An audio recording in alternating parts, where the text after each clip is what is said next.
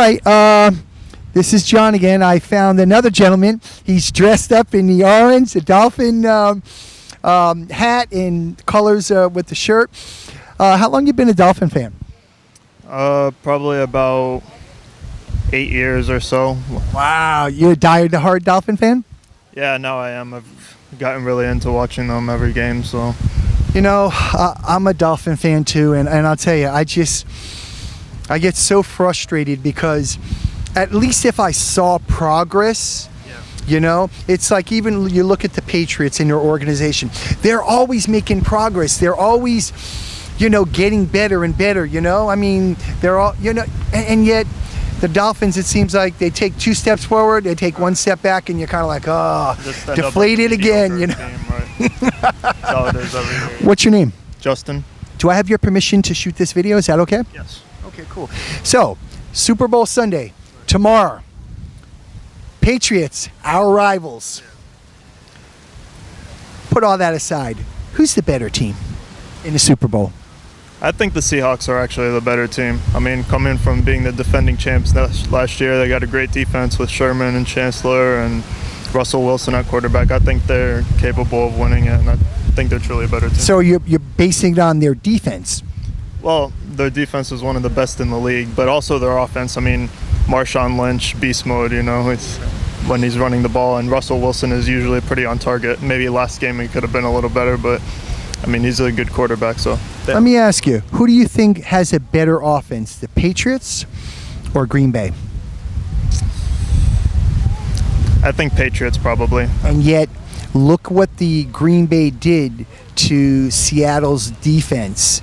I mean, they ran at will, they passed at will, and yet, you know, even Sherman couldn't do anything.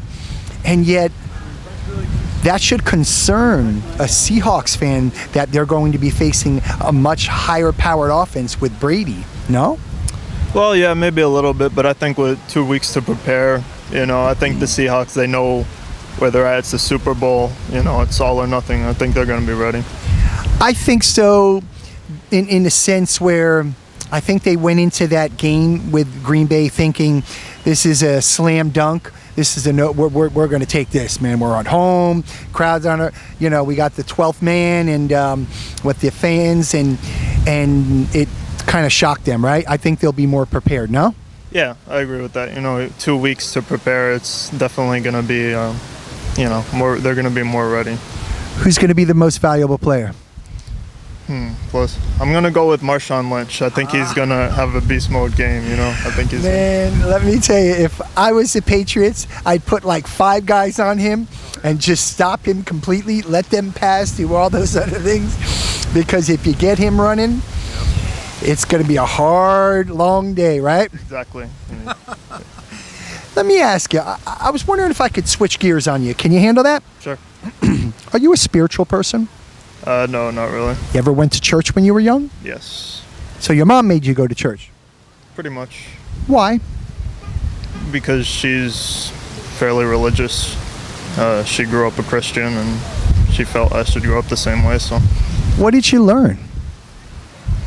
Well, to be honest, I wasn't really attentive person in church. I didn't really want to be there, so I was kind of, you know. But I learned more in future years through, you know, studying on my own and everything. What have you learned? Well, I've learned, you know, a lot about the different religions and what they have to say.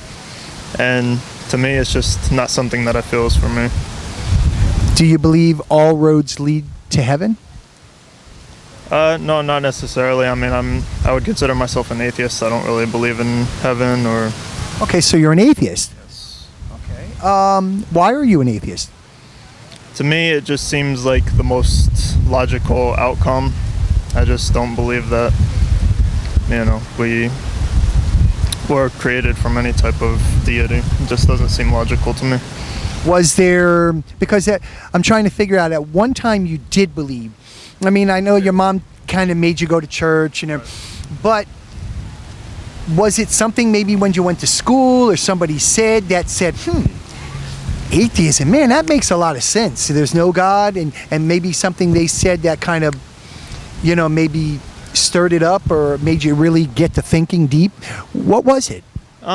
It's kind of a conclusion I came to on my own, but probably over, the course of years when I would watch like shows that would make fun of religion or something, they would point out like flaws or inconsistencies, and that probably is what. History Channel?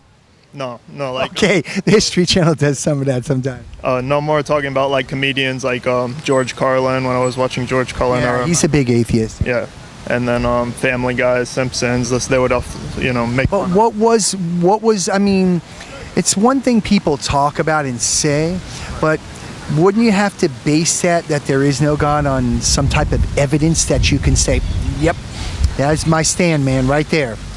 What evidence would you have? There really is no evidence to prove one way or another. So essentially, I would be an agnostic atheist because I don't believe in that there is a God, but it can't be proven either way. So essentially, I am agnostic in that sense. So you could be wrong. Yeah, I could be. And if you're wrong and you stand before God, what happens to you? I have no idea. Would you consider yourself to be a good person? Yes. Have you ever lied? Yes. Ever stolen? No. Never downloaded music off the internet, cheated on a test?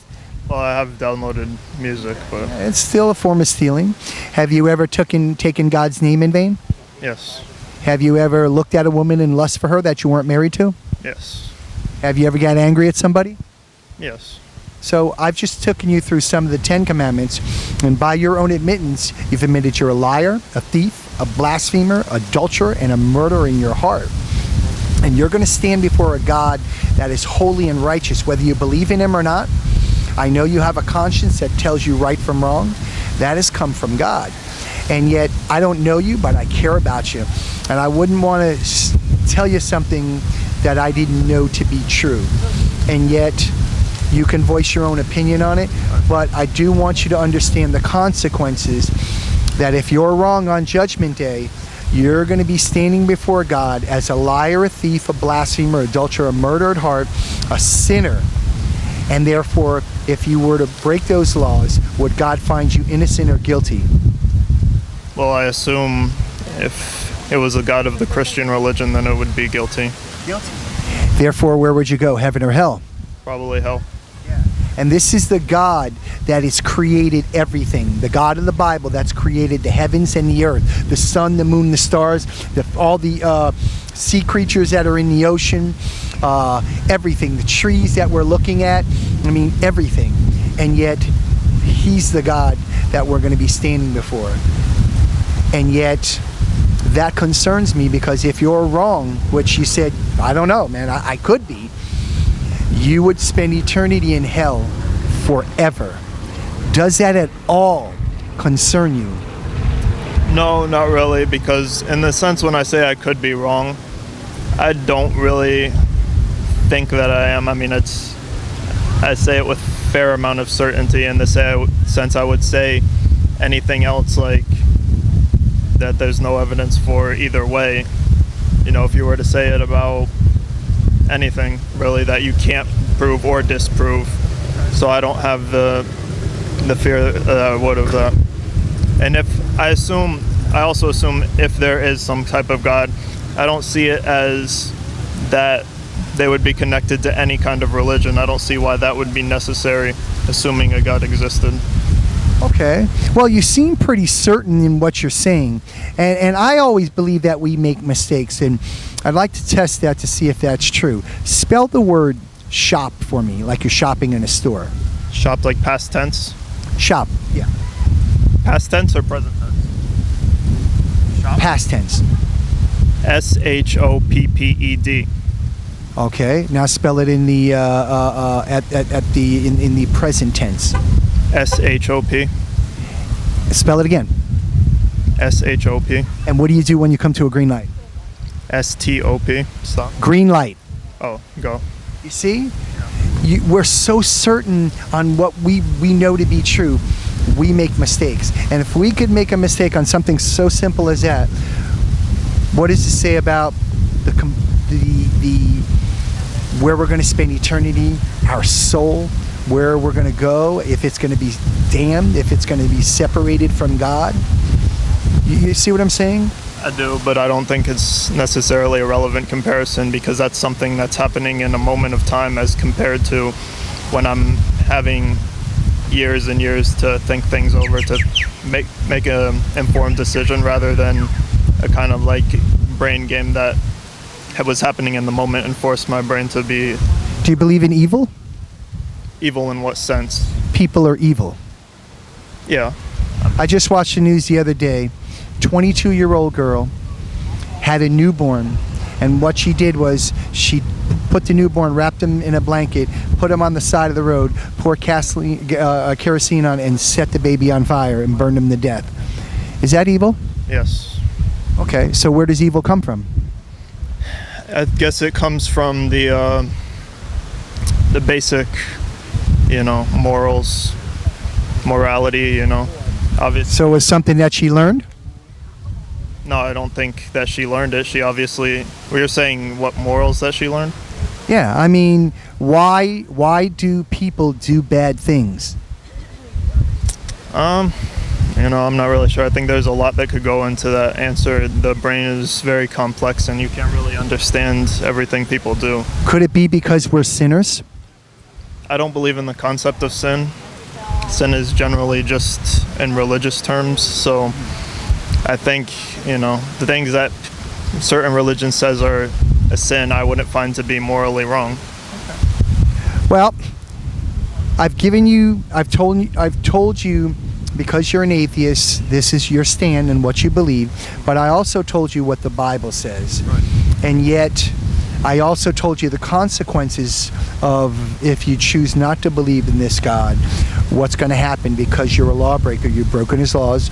You have a conscience that tells you lying is wrong, stealing is wrong, taking God's name is wrong. You have a conscience that screams those things out.